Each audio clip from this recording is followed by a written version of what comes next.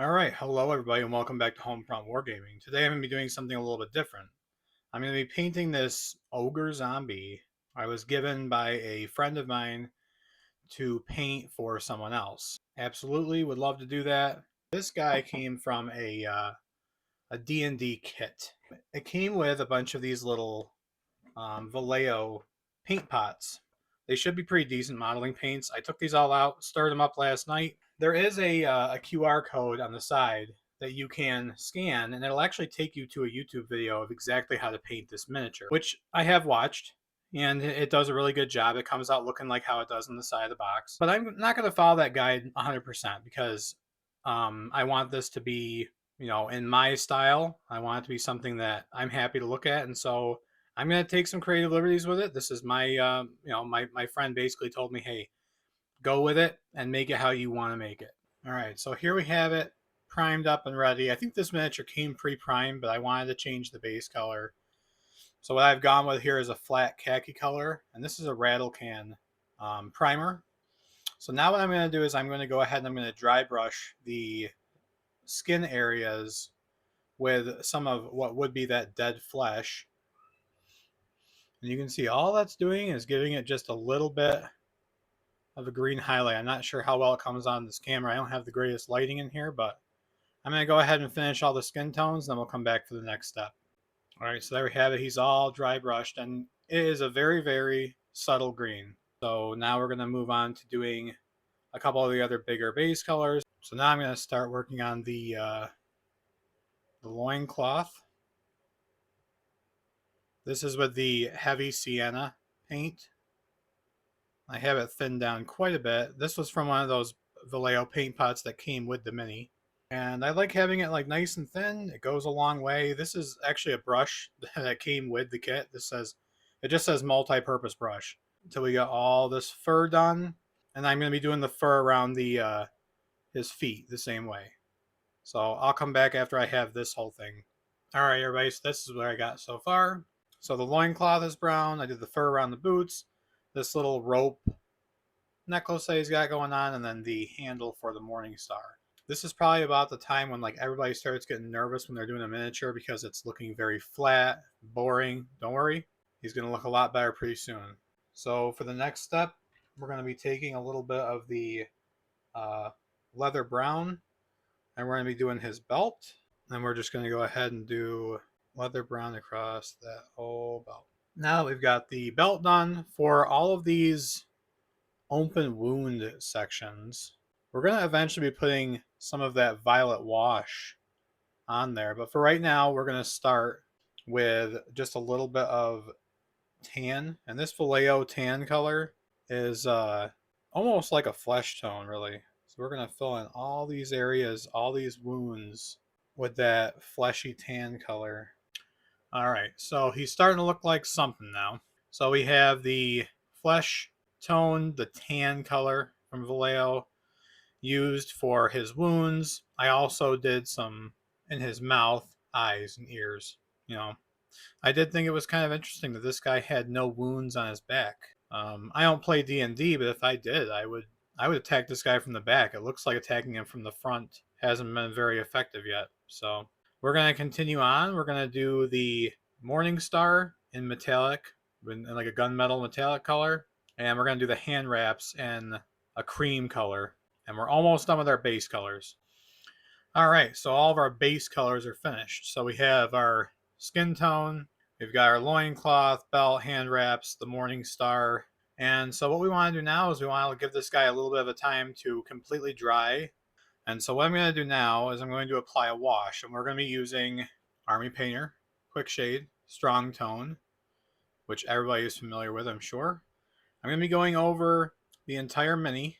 I'm going to try to avoid the bigger wound. So I'm just going to start on his back here so that you can kind of see.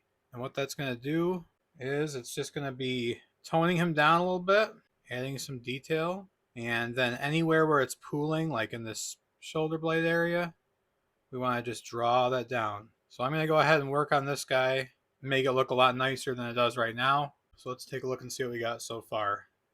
So you can see, so I actually switched. I was using the strong tone, and it wasn't really doing it for me as far as the greenish skin tone of this guy. So I switched to the old Agrex Earthshade Classic as well, and that worked much better. The Agrex Earthshade tends to dry a little bit glossy, but that's okay because we're going to be taking care of that later when we do our varnishes. But so then what I also did was I went through and I dry brushed him with a granite gray. So we toned it down with the Agrex and we brightened it back up a little bit with the granite dry brushing. And so then now what we're going to do is we're going to do another wash on just the flesh of this Vallejo flesh wash. So we'll go ahead and get that wash on there and we'll see what that looks like. All right, everybody, we're back. And you may have noticed that all of a sudden the lighting improved a little bit. And that's because I had to take a little bit of a break from painting because the kids coming home from school and I coach flag football practice. So I went away to do that for a few hours.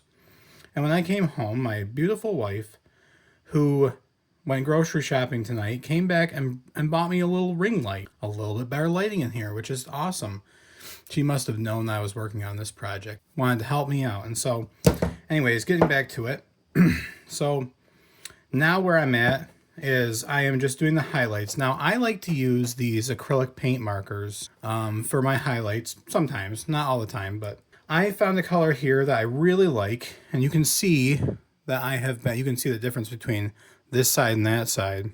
I have been just now going through and highlighting all the raised areas. And this goes on kind of like a milky lime green weird color, and it dries a little bit darker. And I like the way that it dries. It dries to this slightly opaque, like almost like a pastel-y green color. And it might be kind of hard to tell on the camera, but in real life, it makes a really nice zombie flesh, but also staying true to the fact that this is an ogre. Because to me, I mean, an ogre is really just like, I always think of Shrek, you know, when I think of an ogre. So I want to have a green skin tone. He's a zombie, and like I said before, I'm painting him for a friend. So I don't want it to be like too drab because I want it to be the kind of thing that stands out when it's on a table. So I'm going to go ahead and finish all of my highlights, and then we'll be back after that. All right, guys, so I have finished the green highlights all around on this guy. I think it looks really good, contrasted with the kind of like yucky green underneath. And so the next highlight that I'm going to be using is going to be a gray, and I'm just going to be hitting just like a little bit, just for a little bit to bring it slightly back down. And, you know, you guys got to bear with me because, like I said, this is the first big miniature I've painted, but you just kind of have to be like a little bit like dabby, repetitive, and then you get something like that, which is going to bring it back to kind of what we did with our dry brushing, which is that gray, that granite gray sort of dead flesh look. And I'm only going to do the top. I'm not going to do anything underneath. I'm only going to be doing from the top down. That way the underneath areas can stay more shaded. I'm going to layer up just a little bit of gray highlight on top of that green. And that's my next step, and I'll come back after that. All right, everybody, so here we go. So I'm pretty happy with this skin tone now. I have never painted a miniature this big, and I really want to get the detail right, especially because of the fact that I'm painting it for somebody else. I'm happy with it. I'm done with the skin. I'm moving on. I want to brighten up just a little bit. So I just want to get teeny little highlights on just a couple of the strands of like the fabric that are going. Just every once in a while. Just like that. Even though we are assuming that this guy has probably been zombified for a minute, judging by the fact that he's got these wounds, you know, we're going to go ahead and assume that he's been in a few scuffles and he's survived. Feet, I might actually leave how they are because your feet are dirty, you know, like your feet are messy. And in fact, I might actually even add a couple of splotches of like blood, like a blood effect on the hand wraps and maybe on his hands a little bit to make it really look like he has been like fighting people and chomping on them. We'll see. So what I'm doing is, I did highlight the wraps on his arms, but then I decided, like I said a second ago, I was going to do some blood effects like very, very like lightly speckling it, where I imagine like blood would have splattered on this guy as he was like, I don't know, like assaulting his victims. So like he's just gonna have a decent amount of like little speckles of blood, like on the bicep, maybe like a teeny bit on the face. And that to me is like what's really gonna like get the zombie effect to him. He's chomping on people, so I get it on his mouth. There's just like little specks. Like as he's like, hitting people with this morning star, like little bits are just like flying back up at him. So most of the blood would be concentrated to the front of him because that's where he's kind of like assaulting everybody. We'll put a few specks on the back. Yeah, I like that. And I'll get a little bit on the morning star, just kind of like spread around because obviously that should be a little more concentrated, right? So the morning star is the actual weapon. So these tips should definitely have some speckling of blood, just like kind of like it's not like he's going out every day and like polishing his weapon. Let's put it that way, because like zombies, like if you watch like The Walking Dead and stuff like that, it's like they're always like covered in blood because the life of a zombie is a hard life. Blood spray kind of like spraying all over him. That's my logic behind that. So for the dry brushing for my ogre, um, for the loincloth, I'm going to be using some off-white just with a small brush and just hitting the raised surfaces just to pop out the detail. Nothing crazy. It's going to tone this up just a little bit. Like I said, we're not trying to make him look bright and fresh, but we are going to accentuate some of the details just a little bit. So I have like this teeny little brush here. I kind of like it because I feel like it gives me a certain level of control and it helps me to not get too carried away. Because sometimes I do get carried away. And obviously, like, I totally, like, skipped it over earlier, but, like, his little sideburns, I actually painted them black, and then I dry brushed them with the gray because I just thought that looked good. So it's time to get to something that I thought that I've been waiting for, which is to do the wounds with that dark violet ink wash. So let's go ahead and get into that. Violet ink wash in these wounds. Oh yeah, that makes it look nice and juicy. Probably a little more on the brush than that. And that's just gonna, I actually like the way that that looks on the tan, which I said before that the tan looked like a fleshy color. That looks really good. I like it. Oh yeah. Yeah, that's perfect. Check out that nasty wound. So I'm gonna go ahead and do the other little cuts.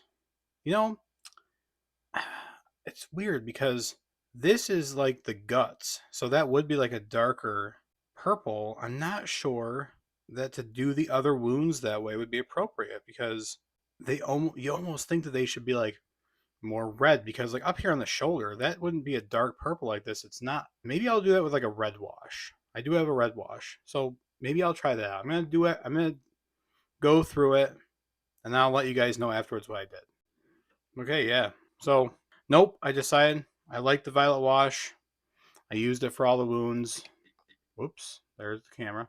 And yeah, I'm happy with the way it looks. It creates a real muscly look, like where it's like it's deep down to the muscle. So like I was thinking about this gut wound. I was like, well, there's no like intestines or anything like that hanging out. So maybe it's just a flap of skin taken off, and these are just the abdominals. I need to do a little bit of highlighting to these little wooden, I don't know, toggles, I guess you would call them, that he's got. Just gonna do like a slight little of the leather brown, just to pop him out a little bit. Because you know what? This guy might be an ogre zombie in death, but in life, he chose to wear this necklace for a reason. And I want people to see it. The braiding around the neck, just to show it off. And because of the fact that I basically like dry brushed over it with gray. Nothing crazy. Just to accentuate that a little bit. We're going to go ahead and do one more wash, which is a black wash on the Morning Star. So we're going to do a little bit of black wash to that. Start to kind of smear it all over there because that's going to add some nice contrast to that, you hope. Because you don't want one area to be like really dark and the rest of it to be really light.